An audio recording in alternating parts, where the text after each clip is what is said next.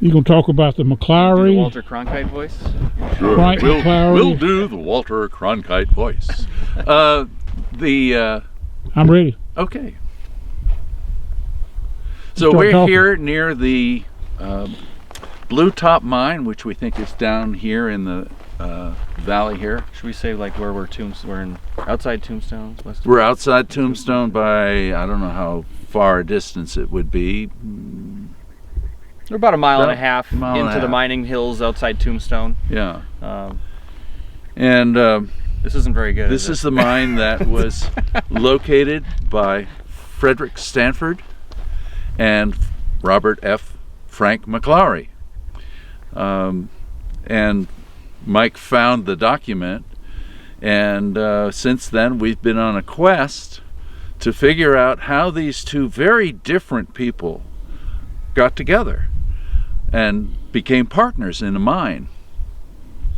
So we're still doing research, but we just made a presentation at TTR and found one of the descendants of Mr. Stanford.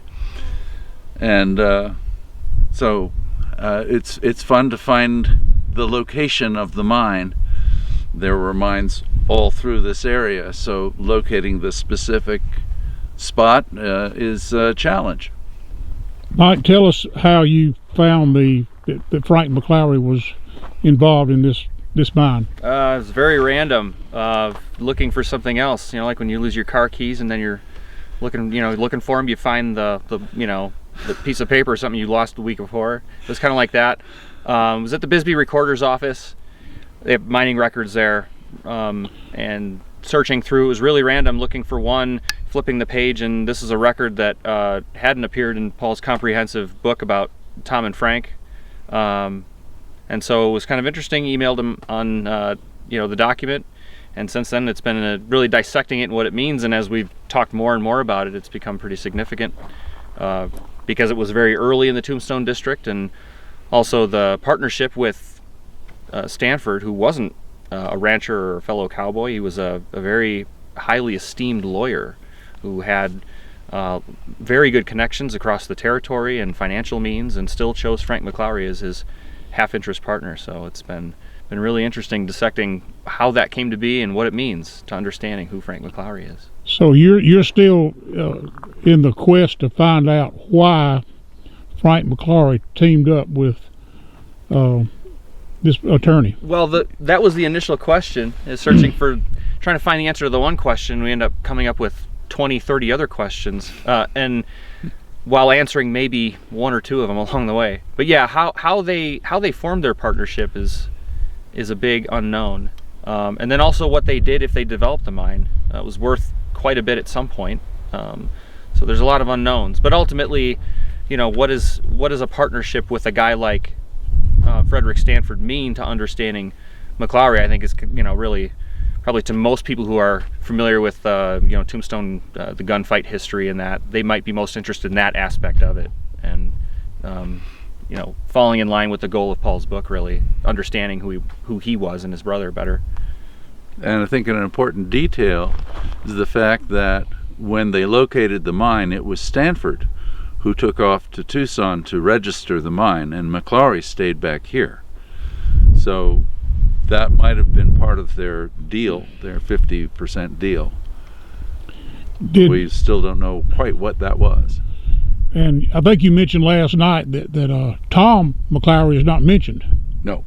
He was not, yeah. No, he's not a party to it. He was not. But there's, it's answering those questions, you speculate if the mine was worth some value at some point. Was it being worked? And was Frank working it? And were there more people involved? Was Frank a workforce foreman? Did Tom work under him? This is deep into speculation, but it's possible. When you mention Frank in connection with it, it's possible. And there's a clue, because his father back in Iowa told a reporter that Frank was working as a boss mechanic, which would fit the description of somebody who was having machinery to dig a shaft.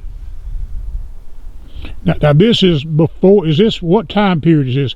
Is this before their ranch at Sulphur Springs?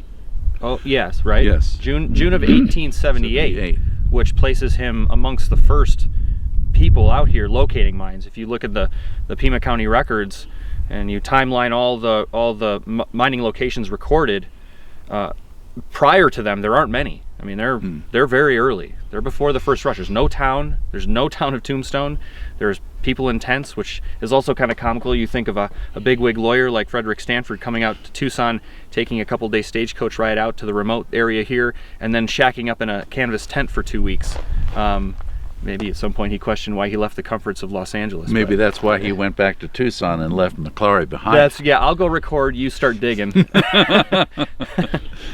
Now, is there any connection? Do you know why Frank came here, Frank and Tom, in the first place? Was it the mining? No. No? I believe it was herding cattle. In this case, a herd of bulls that were bought by Walter Vail from John Chisholm.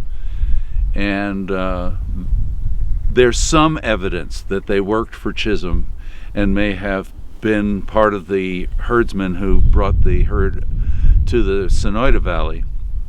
They would have passed through here, and somehow they backtracked east and started to locate here. Of course, they knew the cattle industry from time that they worked with cattle in Texas.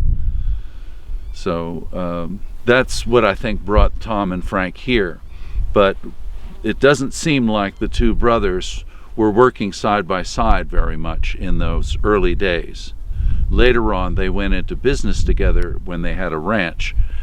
They got a brand, and they were in the cattle business at that point. So you think Tom and Frank came together here, or did Tom come later? I thought Tom and Frank came together. Okay. You know, there's evidence that each of them was in Arizona territory pretty early. Okay, so tell me what's next. What's next on the radar? Well, tackling some unanswered questions, I suppose. Stanford may had other mines, and we want to find out from those other mines if the ownership was equally unequal. Him and some local person, and that may have been a modus operandi. He had located 9 other mine locations that he was involved in, all of them with partners, and it's getting a sense of who those partners were, if they were similar, of affluence to a Frank McLaury, or if they were people more of his standing. So you think he was the money man, and Frank was the working partner? I don't know. Well, hard to say. I mean, it would make sense. Yes. And in the cattle, they were equal partners until Frank sent his letter to the Nugget in response to the Captain Hearst accusation about stolen mules. And then days after that, they dissolved their partnership, and Tom was the head of the cattle operation. Interesting. Well, I appreciate you bringing us out here to see where it all took place. Yeah. Yeah. Thank you. Thank you. Thank you. Yeah.